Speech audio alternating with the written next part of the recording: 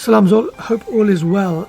So many of you have asked if I can give some information on Ramadan and food and Ramadan and exercise. So I thought let me get a couple of videos out on that. But I just wanted to set the tone for the two videos first. So we've hit Ramadan now. Okay, we're in the first couple of days. And see, Ramadan tends to be a month where everything we normally do goes out the window. And it's a really different month.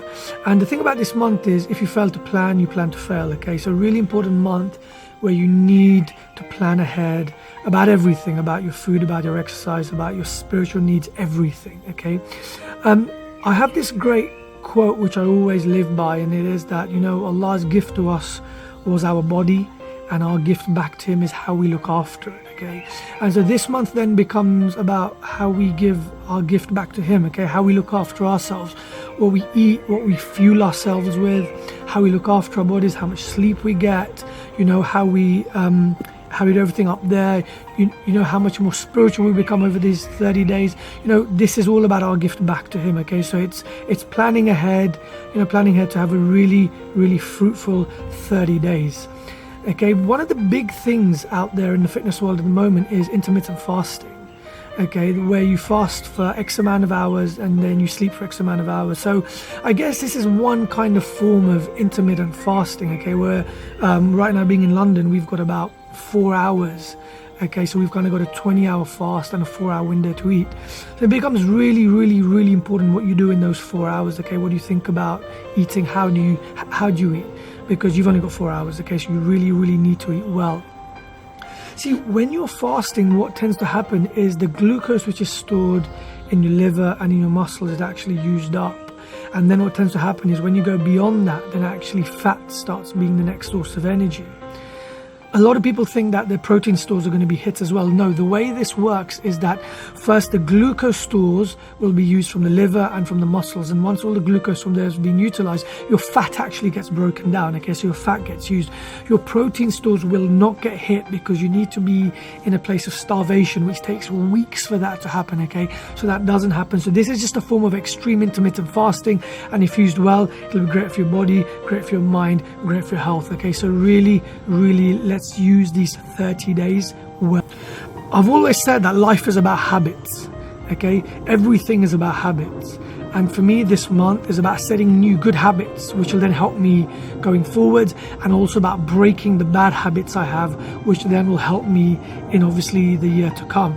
So I want you to look in yourself and see what bad habits do you have which you want to break, what good habits do you want to instill in you, and again, you know, planning, you know, failing to plan, planning to fail. Plan well about what you want to get out of this month. Okay, one of the biggest habits which I think that we could break during this year, during this month, is smoking and vaping.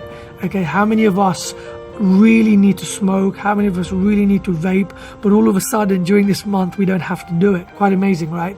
That normally every hour, every 2 hours you need to smoke, but all of a sudden you can go on for, you know, 10, 15, 20 hours without having a cigarette or without vaping. The thing is, if you can do it this month, then that's it.